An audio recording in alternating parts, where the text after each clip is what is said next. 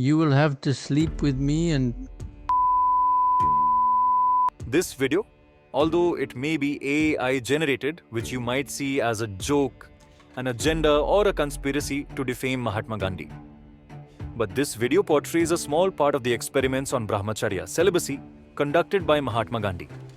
And this is no joke. The issue was so serious that Sardar Vallabhbhai Patel, the Iron Man of India himself, wrote a letter to Gandhi, asking him to stop these activities.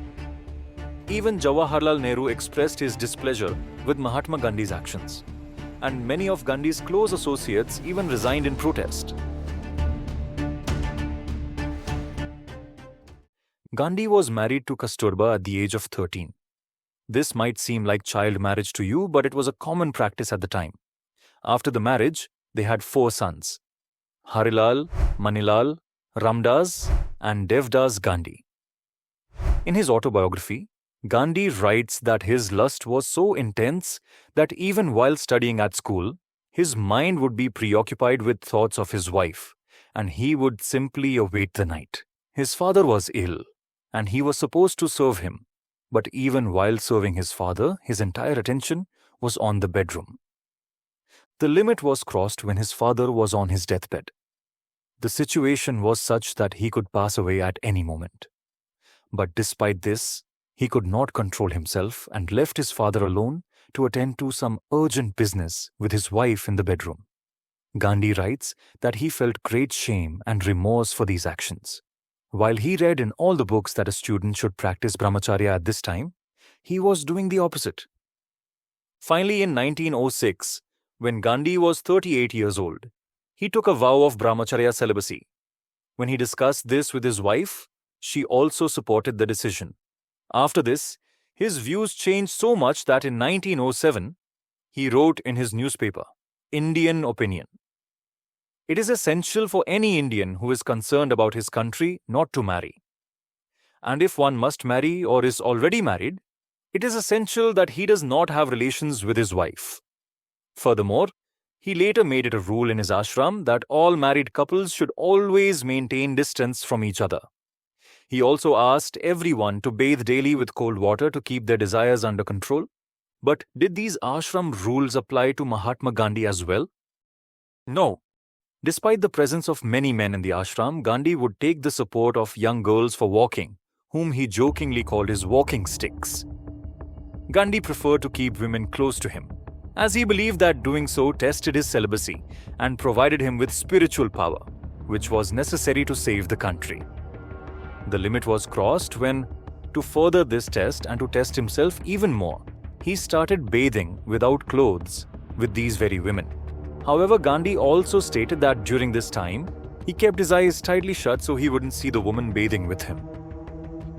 In 1944, Gandhi's wife, Kasturba, passed away, after which the number of women living with Gandhi and the pace of this brahmacharya experiment intensified even further.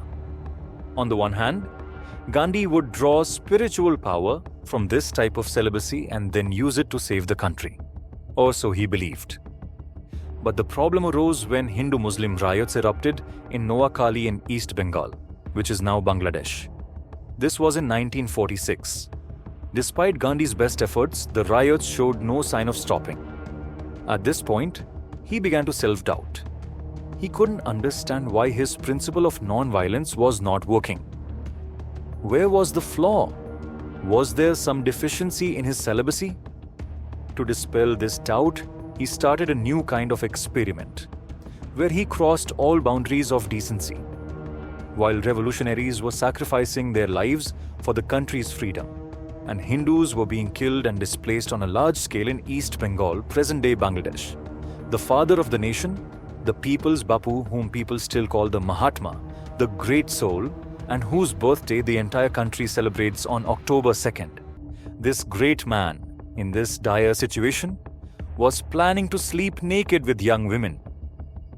Forget being a Mahatma. I don't think any ordinary person would even think of doing this at the age of 77. But Gandhi conducted this experiment from 1946 to 1947, in which he would sleep in the same room, on the same bed, with young women stripped bare, and he too being naked.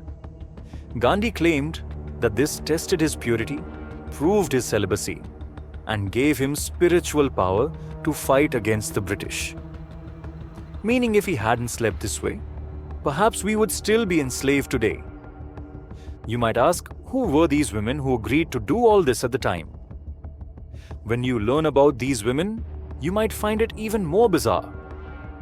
Most of these women were completely dependent on Gandhi and his ashram. They had no family left, no source of income, and no home.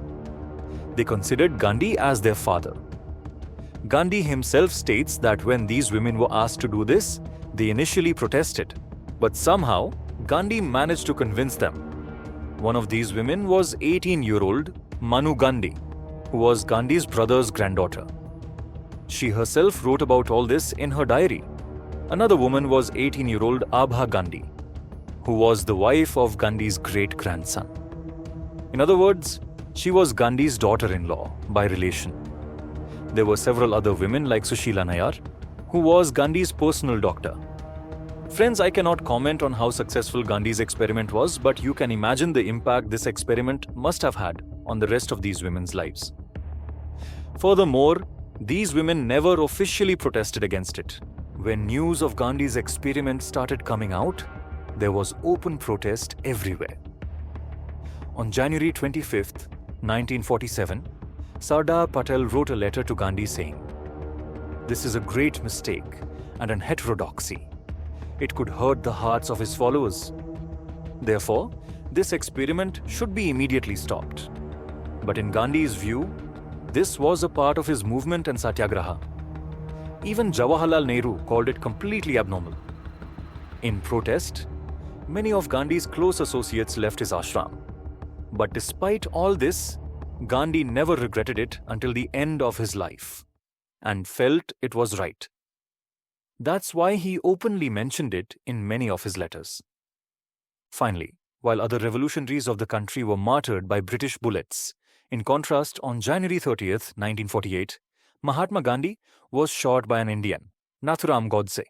Friends, as far as I understand, at the age of 77, when practicing brahmacharya becomes a compulsion for a person, conducting this experiment to check whether I am practicing brahmacharya or not, in itself reveals the lust that resides within you, which you tried to suppress your whole life but could never eradicate. As for whether Gandhi was great or not, you should definitely listen to the interview given by Dr. B.R. Ambedkar to the BBC. In it, he says that he never saw any quality in Gandhi that would entitle him to be called a Mahatma. He was a politician, nothing more. Efforts have been made to remember him through Gandhi Jayanti and other means. If all this had not been done, the country would have forgotten him long ago. And not just Ambedkar, one of the world's great philosophers, Osho, who was a complete opponent of Gandhi, also said many things about Gandhi that will force you to think whether Gandhi was truly great or if it was an entirely orchestrated system that not only made Gandhi a Mahatma in our eyes, but also the most prominent hero in achieving independence. You can see what else Osho said in this video. Thank you.